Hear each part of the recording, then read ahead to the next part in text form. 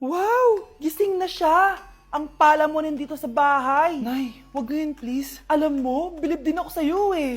Wala na nga tayong makain, nagpabuntis ka pa. Buti pa yung anak ni Rosa, pag-aaral ay natupag. Nakakawalang gana! Yan, umalis ka! Diyan ka magaling! Kasalanan mo to! Sinira mo yung future ko! Ate, please, tigilan mo yan. Walang kasalanan yung bata. Hindi! Dahil dito, galit sa akin si nanay. Kaya dapat mawala na to! Ate, wag! Ate! Anak, kain ka na oh. Nay? Sorry anak ha sa mga sinabi ko. Hayaan mo, babawi ako sa'yo ha. Thank you, Nay. Nay, sumasakit yan ko. Nay. Oo, yung pinag-usapan natin ha. Hihintayin ko lang mga anak tong babaeng to. Pag nabigay ko na yung bata, ibigay mo na agad yung pera sa akin ha. Palak ibenta ni nanay yung anak ko. O anak, okay ka lang? Walang iya ka, Nay! Ang sama mo! Akala ko, totoo nagbago ka na. Pera pa rin pala yung nasa utak mo. Abay, bakit? Wala ka nang pakinabang dito. At least yung anak mo, mapapakinabangan ko. Wala ka namang papakain dyan eh. Napakasama mo! Lalayas na ako sa impyernong to! Sige, lumayas ka! Sino tinakot mo? Tignan natin kung saan ka pupulutin. Hello, Bes. Hello, Bes. Kilala mo ba si Edward? Oo, Bes. Siya yung ama ng dinadala ko. Mayaman pala sila, Bes. Gusto kanyang makita kasi gusto niyang palagutan yung baby mo. Talaga? Oo, Bes. Ito na yun, Bes. Bes, hindi mo na kailangan magtiis na nanay mo. Hindi pwedeng anak ko lang ang makikinabang sa yaman ng lalaking yun. Dapat ako din.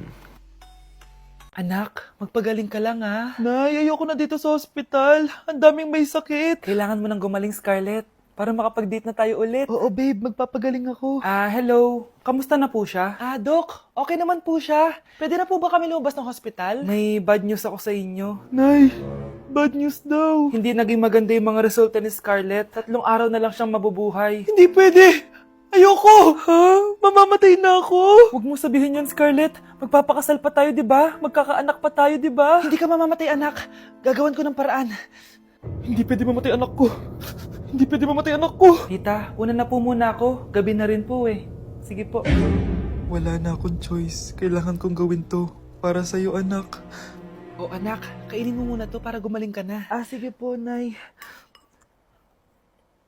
Sarap. Kain ka lang, anak, ha? Hello. Kamusta siya? Doc, parang lumakas ako ngayon. Talaga, anak? Malakas ka na? May good news ako sa inyo. Naging okay lahat ng results ni Scarlett. Grabe, parang himala. Pwede na kayong lumabas dito sa hospital. Makakalabas na tayo ng hospital, Nay! Oo, anak! Gagawin ko lahat para sa'yo, anak. Sa wakas, nakauwi na din tayo, Nay. Namiss ko tong bahay natin. At dahil dyan, pagluluto kita ng paborito mong ulam, anak, para di ka na magkasakit. Grabe, ang sarap naman neto, Nay. Parang kakaiba yung karne neto, pero ang sarap. Kain ka lang, ha? Teka, Nay. Dumating po ba yung boyfriend ko? Nandito siya, anak. Totoo, Nay? Nasaan siya? Babe! Ayan siya. Kinakain mo.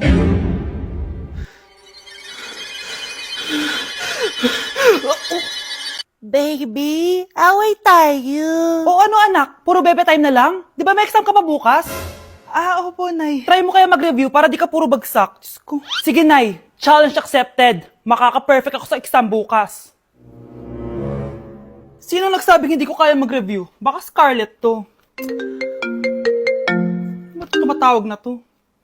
Bakit, Bes? Nag-review ako. Te, may bago akong chika. Importante ba yan? Importante. So, eto na nga. Go, Te! Spill the tea! Ano nangyari? 1 hour later.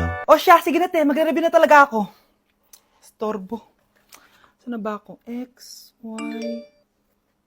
Hala, break na sila. Ano nangyari? 1 hour later. Mag-review na nga ako.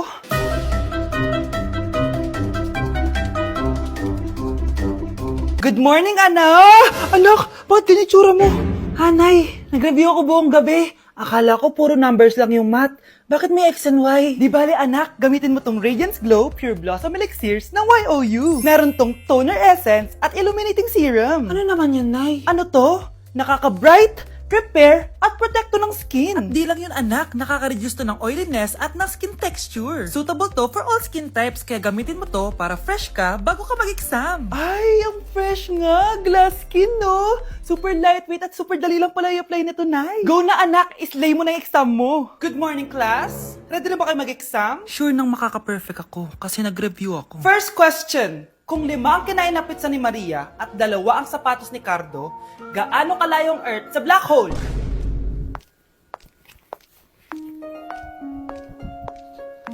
Hindi man lumabas ang mga nireview ko, ang importante, maganda ako.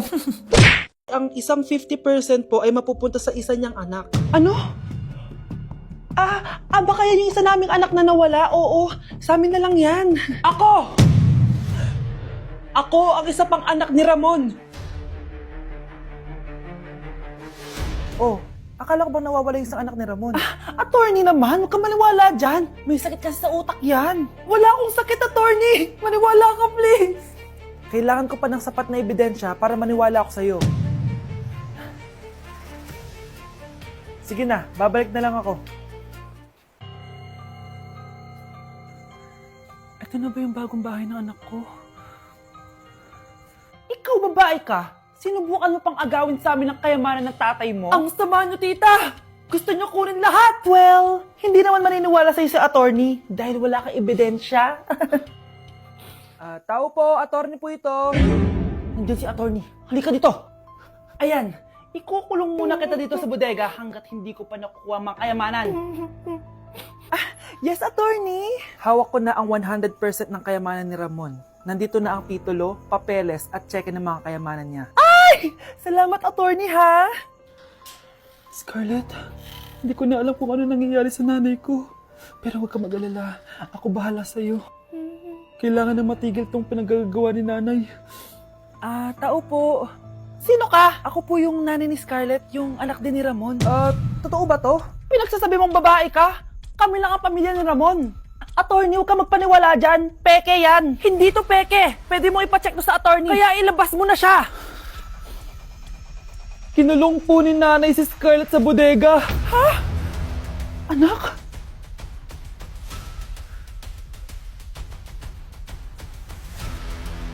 Kinulong po ni nanay si Scarlett sa bodega. Ha? Anak? Anak? Walang iya talaga yung tita mo. Anak, sorry kung ngayon na ako nagpakita.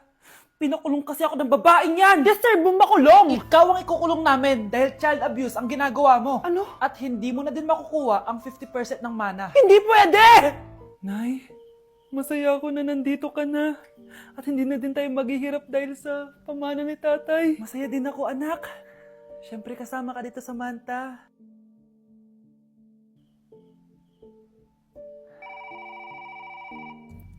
Ano ba? Bakit tawag ka ng tawag, ha? Oo, wala silang kaalam-alam. Sige na, baka mahuli pa tayo. Sa wakas, sa atin na ang mana. Maghahati tayo dito. Palayasin mo na yung mga batang yun, ha? Ako bahala. Ang galing talaga natin magpanggap date. Mga anak, aalis na tayo dito sa bahay. Lilipat tayo sa mas malaking bahay. O eto, mga gamit nyo, inimpake ko na. Talaga, Nay? Scarlett, huwag kang maniwala dyan. Nagpapanggap lang yung nanay mo. Samantha, ano yung mga pinagsasabi mo? Magjowa sila ni attorney. Sinet up nila tayo. Ganyan ba ang ugali mo, Samantha? Kaparehas ng nanay mong sinungaling? Samantha, ano ba? Kung ayaw mo sumama, edi wag. Sige, kung totoong anak mo talaga si Scarlett, saan at kailan mo siya ipinanganak? Ang dali naman yan. Edi sa Manila. Pinanganak ako sa ibang bansa. Hindi ikaw ang nanay ko. Ay, oo nga pala, sa ibang bansa pala. Sorry, nakalimutan ko. Ang dami namang drama. Total, nasa amin na ang mana. Umalis na kayong dalawa. Kung ayaw niyong pati kayo, ipakulong ko. Kung meron mang makukulong, kayong dalawa yon. Salamat sa pagtawag, Samantha. Inaaresto kita, attorney, sa kasong panloloko. Palpak ka talaga! Naisahan niyo ako ngayon, ha? Hindi pa ako tapos sa inyo. Talagang sinira mo yung sarili mo, attorney, para sa pera. At ang dami mo na palang naloko. Samantha, huwag na tayong maghiwalay, please. Oo, Scarlett. Dito lang ako palagi sa tabi mo. Kayong dalawa, mag-ingat kayo palagi, ha? Gamitin nyo na maayos sa pamana ng tatay nyo. Salamat po.